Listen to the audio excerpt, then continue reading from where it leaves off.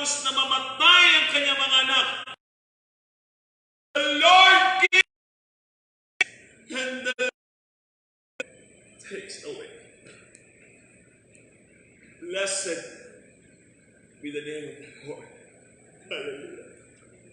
Sabi niya sa Job, chapter 1, verse 20 to 20.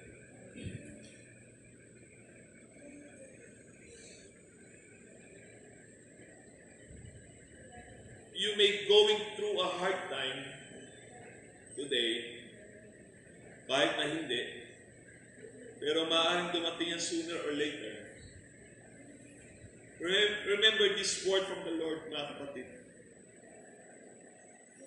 Kahit mabigat ang sitwasyon natin, tara at sumama ka pa rin sa pag-awit sa Panginoon.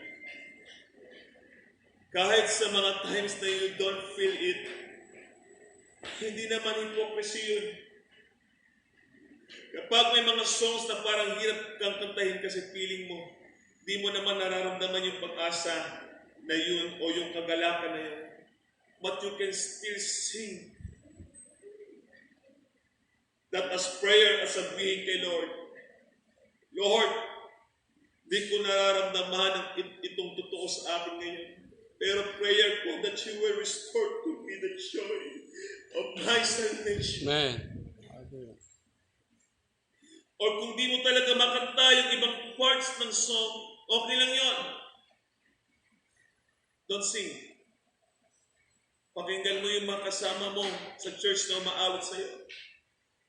Let them minister to you and admonish you and remind you of God is through their song. Ephesians 5:19 and Colossians 3:16.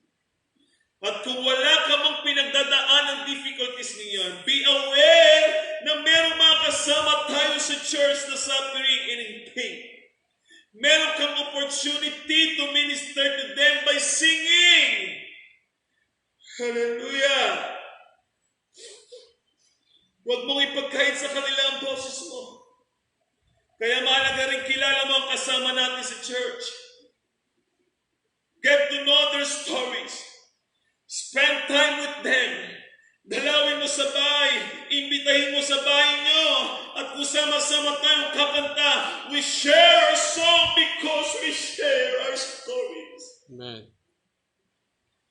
Alam mo yung isang member nagdududa sa katapatan ng Diyos. Titingnan mo siya, aawitan mo. Great is thy faithfulness, O God, my God. Ipapaalala mo sa kanya na dahil sa ginawa ni Jesus, the wrath of God was satisfied. Jesus, thank you. Mas magiging meaningful ang mga awit natin kung kilala natin ang Diyos. Mas makaka-minister tayo sa mga kasama natin sa church kung mas makikilala natin sila.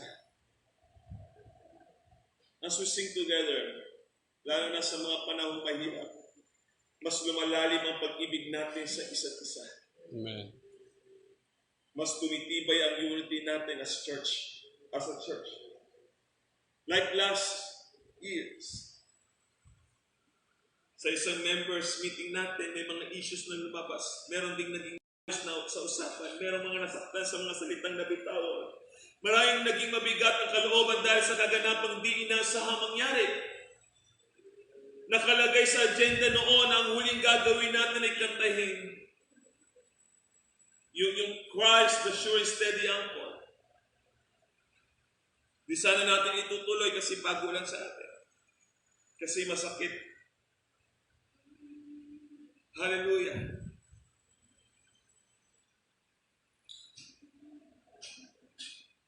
Maraming karamdaman. Marami ang ganong nararamdaman. Pero tuloy natin kantahin at mas tama lang. Mas nararamdaman natin na di nagbago ang pangako ng Diyos. Ano nga yung kanta na yan? Christ the sure. Steady. Tingnan natin sa YouTube. Para malaman natin kung ano yung tamang tono. Alam niyo, maganda yung Christ the sure. Hallelujah. Hallelujah, hallelujah. Praise God. Hindi na lang natin yun. Pakinggan lang natin yun. Kalimutan ko yung tono eh. Christ the sure. Sasabayan natin ha. Hallelujah.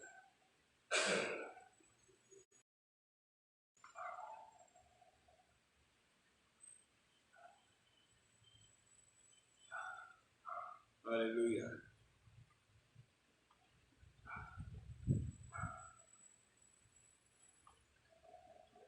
Ito yung Christ the sure and steady anchor in the fury of the storm. Christ the sure and steady anchor in the fury of the storm. When the winds doth blow through and my sails have all been torn, in the suffering, in the sun, when my sinking hopes are free, I will hold fast to the anchor, it will never be removed.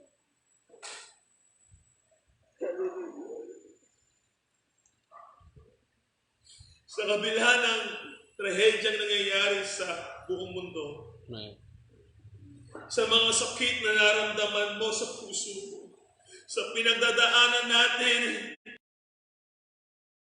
sumasama tayo ng sama-sama. We put God in His rightful spot, engaging Him with our intellect, emotions, and bodies. Ano mang hirap na dinadaranas natin, hindi natin mapagtatagumpayan hanggat hindi natin ibabaling ang paningin natin sa Diyos na pinakadakila sa lahat.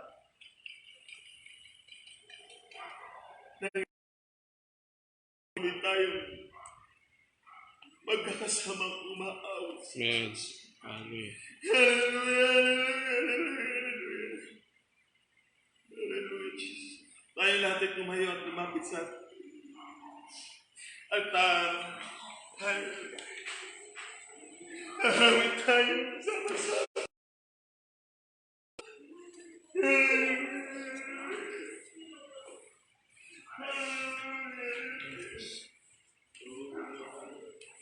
Praise God, lapit tayo sa altar mga kapatid. Sigapin natin na bugin ang kapangyarihan ng ating kahalang banda.